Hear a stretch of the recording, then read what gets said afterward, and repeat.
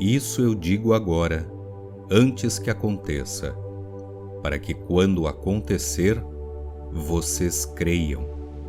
João 14:29.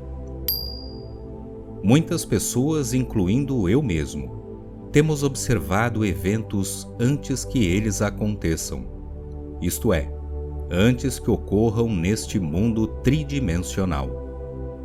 Levando em conta que o ser humano pode observar um evento antes que surja nas 3 dimensões do espaço, a vida na Terra deve proceder de acordo com o plano, e este plano deve existir em outra dimensão, movendo-se lentamente através do nosso espaço.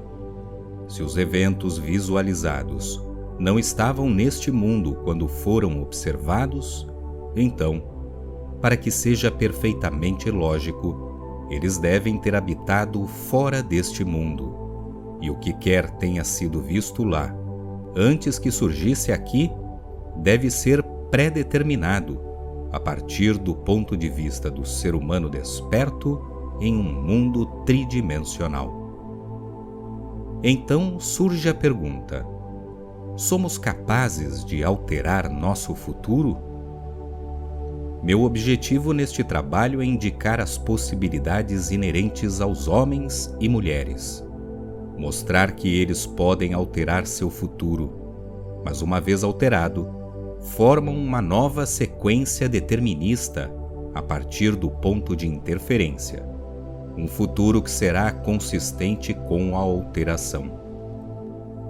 A característica mais notável do futuro humano é a sua flexibilidade. Está determinado mais por suas atitudes do que por seus atos. A pedra angular sobre a qual se erguem todas as coisas é o conceito que o homem tem sobre si mesmo. Haja como se fosse, e terá as experiências correspondentes, porque o conceito que o homem tem de si mesmo é o que ele é, pois caso tivesse um conceito diferente a seu próprio respeito, agiria de maneira completamente diferente. Uma mudança sobre o seu autoconceito altera automaticamente o seu futuro, e uma mudança em qualquer série de experiências futuras altera reciprocamente seu conceito de si mesmo. As funções do homem, que ele considera insignificantes, produzem efeitos consideráveis. Portanto, o homem deve revisar os conteúdos que assume para si, reconhecendo seu poder criativo. Todas as mudanças ocorrem na consciência. O futuro é preparado nos mínimos detalhes antecipadamente e possui vários resultados. Em cada momento de nossas vidas, temos diante de nós a oportunidade de escolher qual futuro viveremos. Existem 2 perspectivas reais do mundo que todos possuem: uma abordagem natural e uma abordagem espiritual. Os antigos mestres chamavam ao primeiro de mente carnal e ao segundo, mente crística ou do Cristo. Podemos diferenciá-los como consciência de vigília comum, governada por nossos sentidos, e a imaginação controlada, governada pelo desejo. Reconhecemos estes 2 centros distintos de pensamento na declaração: o homem natural não aceita as coisas do Espírito de Deus, porque são tolices para ele. Tampouco pode entendê-las, porque estão fora dos limites do seu discernimento. A visão natural limita a realidade ao momento chamado agora. Para a visão natural, passado e futuro são puramente imaginários. A visão espiritual, por outro lado, não vê os conteúdos do tempo como eventos distintos e separados, como objetos no espaço.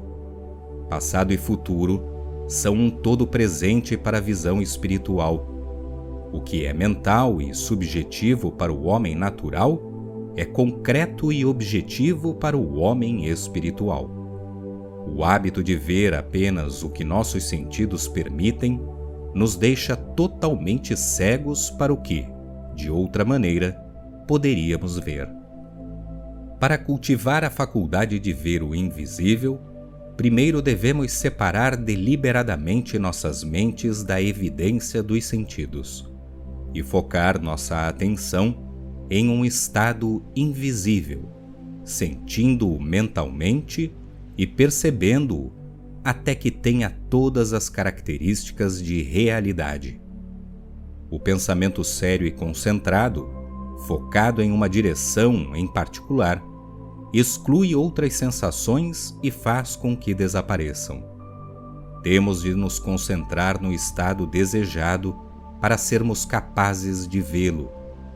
O hábito de retirar a atenção da região sensorial e transferi-la para o invisível desenvolve nossa perspectiva espiritual e nos permite penetrar além do mundo dos sentidos e ver aquilo que não está visível, porque as coisas invisíveis que ele abriga desde a criação do mundo são vistas claramente.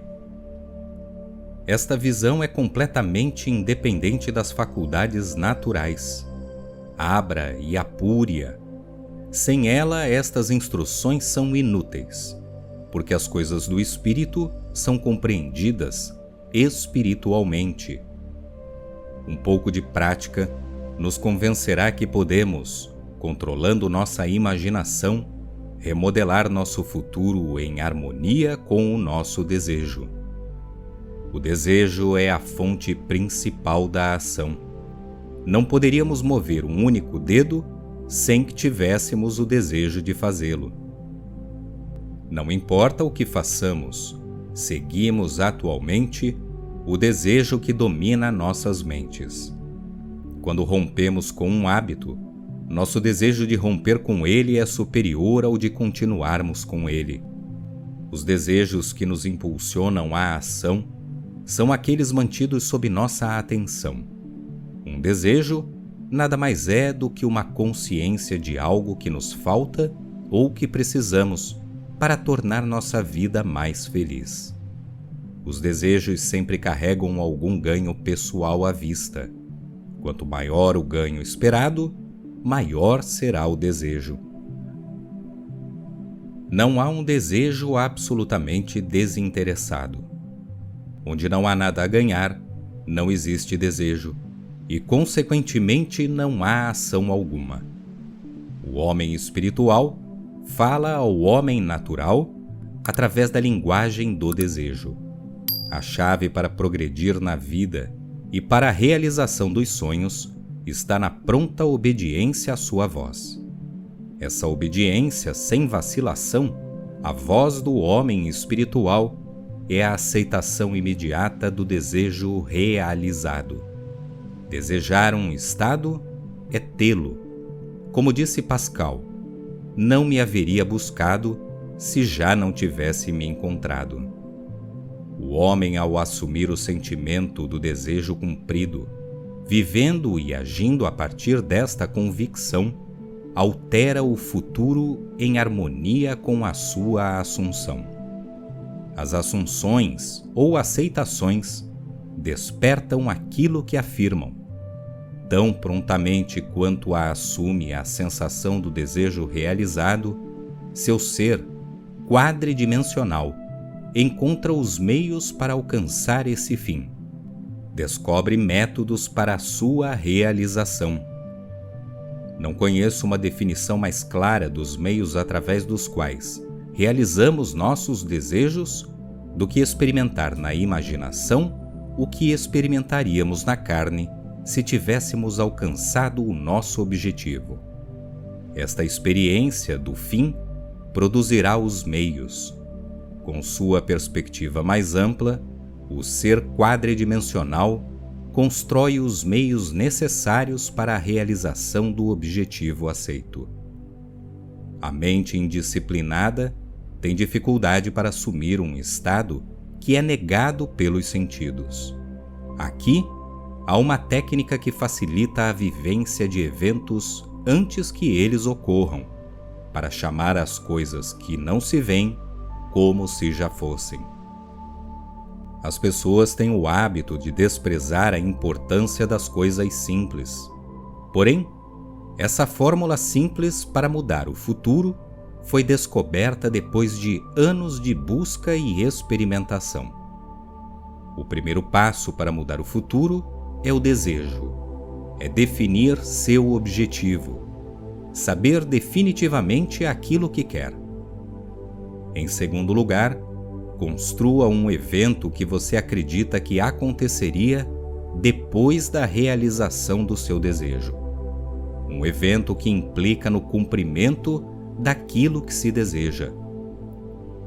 Em terceiro lugar, imobilize o corpo físico e induza uma condição semelhante ao sono.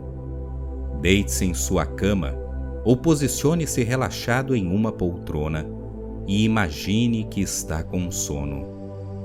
Em seguida, com os olhos fechados, foque sua atenção concentrada no evento que pretende experimentar através da imaginação. Sinta-se mentalmente na ação, imaginando o tempo inteiro que você está realmente realizando aquela ação, aqui e agora.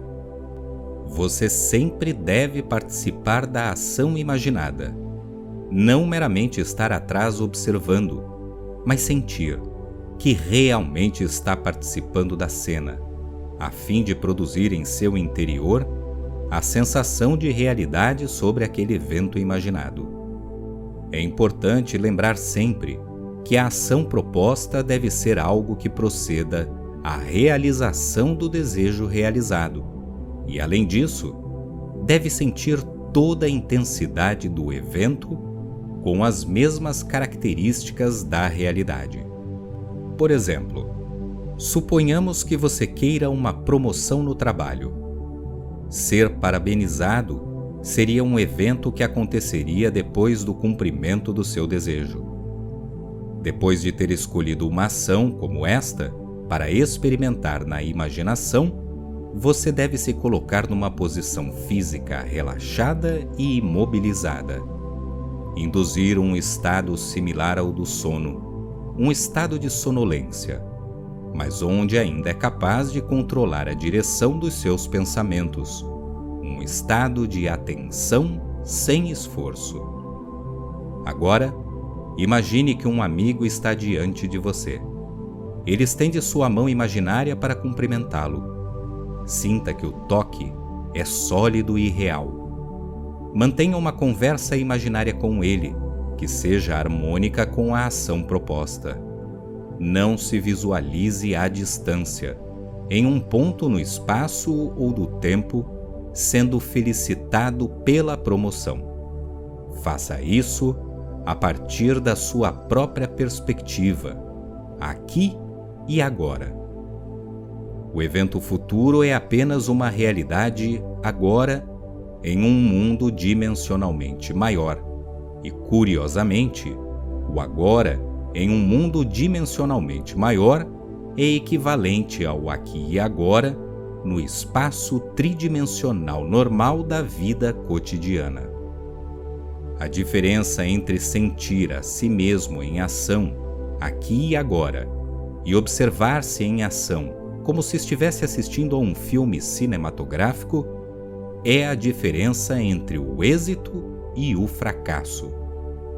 O desejo, a imobilidade física e a ação imaginativa, com a predominância da sensação de si mesmo incorporado no evento, aqui e agora, não são apenas fatores importantes para alterar o futuro, mas são condições essenciais para se projetar conscientemente o eu espiritual.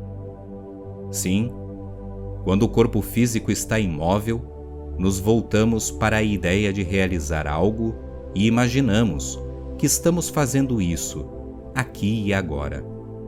teremos a ação imaginativa com a sensação de cada aspecto do evento, e ao cair em sono, é provável que despertemos fora do corpo físico para nos encontrarmos em um mundo dimensionalmente maior e com um foco também dimensionalmente maior, e lá, realmente fazendo o que desejamos e imaginávamos que estávamos fazendo na carne.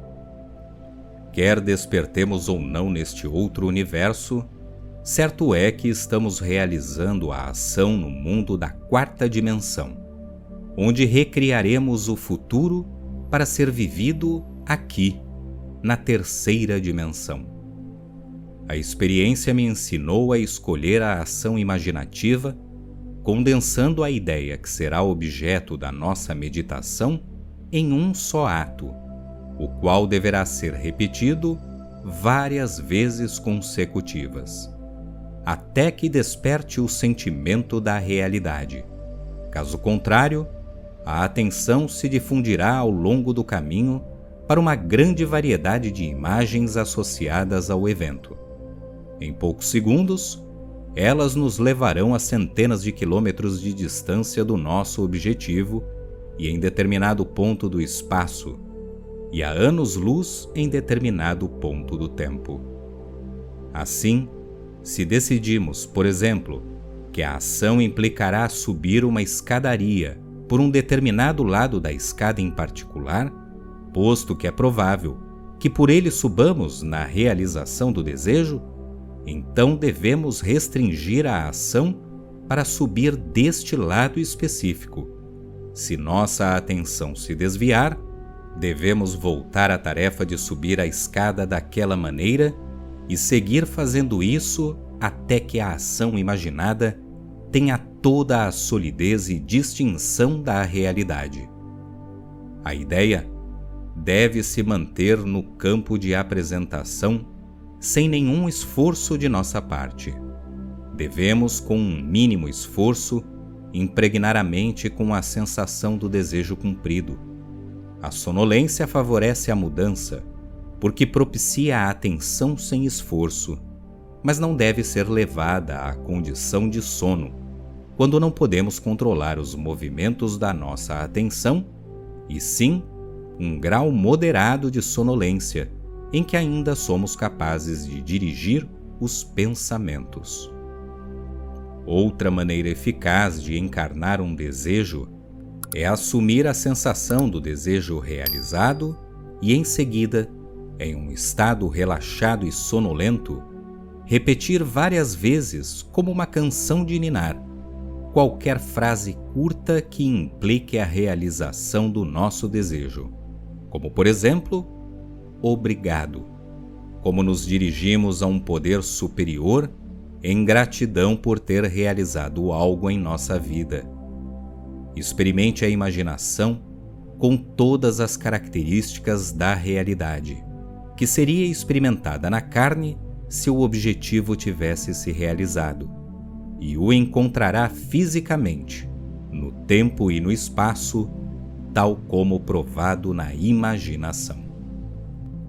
Alimente sua mente com premissas, ou seja, afirmações que se presumem verdadeiras, porque tais suposições, apesar de irreais para os sentidos, se persistir nelas até que surja a sensação de realidade, elas se converterão em fatos. Para uma assunção, todos os meios que provem sua realização são bons. Ela influencia no comportamento de todos, inspirando cada movimento, ações e palavras necessárias para garantir sua realização. Para compreender como o homem molda seu futuro em harmonia com a sua assunção, devemos saber a que nos referimos quando mencionamos um mundo dimensionalmente maior, posto que é nele que precisamos penetrar para criar nosso futuro. A observação de um evento antes que ele ocorra implica que tal evento está determinado pelo ponto de vista do homem a partir de sua experiência tridimensional. Portanto, para alterar as condições aqui, no plano das 3 dimensões do espaço, devemos primeiramente moldá-los no plano quadridimensional do espaço. O homem não compreende exatamente o que é um mundo dimensionalmente maior, e sem dúvida negaria a existência de um ser dimensional maior. Está bastante familiarizado com um mundo de 3 dimensões, marcado por largura, comprimento e profundidade, e sente que se houvesse uma 4ª dimensão, ela deveria ser tão óbvia para ele quanto as dimensões já citadas. Uma dimensão não é uma linha, mas uma maneira de medir completamente diferente das demais. Ou seja, para se medir um sólido, na 4ª dimensão, simplesmente o mediremos em qualquer direção que exclua a largura, comprimento e profundidade. Há alguma maneira de medir algo que não seja através destas 3 dimensões? O tempo mede a vida sem o recurso de largura, comprimento e profundidade. Nele não existe algo como um objeto de aparecimento instantâneo. Seu aparecimento e desaparecimento são mensuráveis, porque dura por um período de tempo definido. Podemos medir sua vida útil sem lançar mão das 3 dimensões convencionais. O tempo é definitivamente uma 4ª forma de medir um objeto. Quanto mais dimensões um objeto possui, mais substancial e real se torna. Uma linha reta que se encontra apenas numa única dimensão adquire forma, massa e substância mediante a adição de novas dimensões.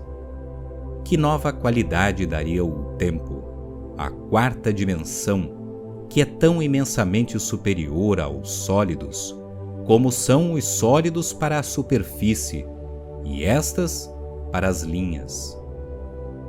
O tempo é um meio para as mudanças na experiência, porque todas as mudanças levam tempo.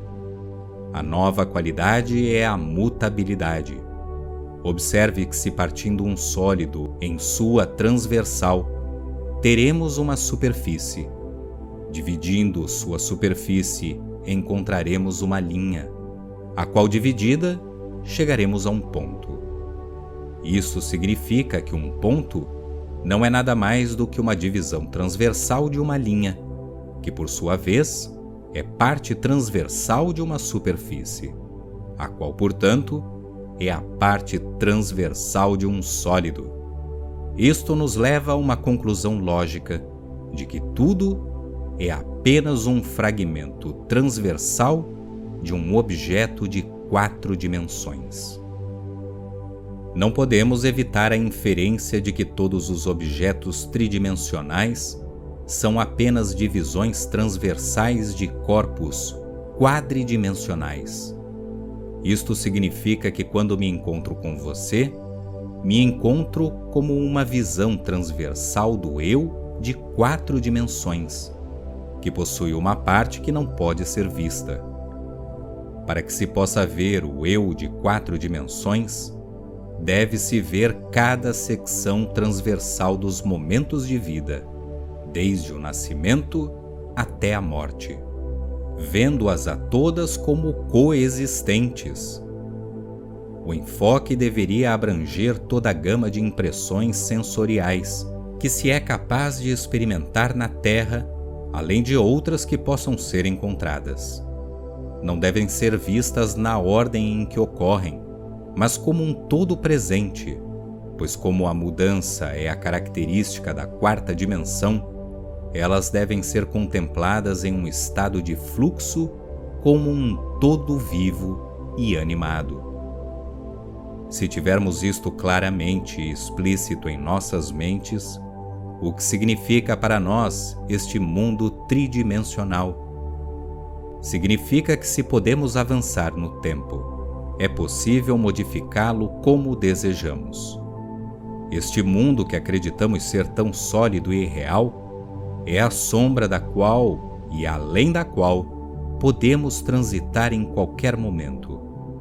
É a abstração de um mundo mais elementar e dimensionalmente maior, e assim até o infinito.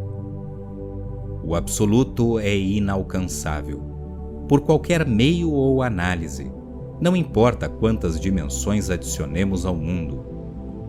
O homem pode provar a existência deste mundo dimensionalmente maior, simplesmente concentrando sua atenção em um estado invisível e imaginando o que vê e sente. Se permanecer concentrado neste estado, tudo que se encontra no ambiente ao redor desaparecerá, e ele despertará em um mundo dimensionalmente maior, no qual o objetivo de sua contemplação será visto como realidade objetiva e concreta.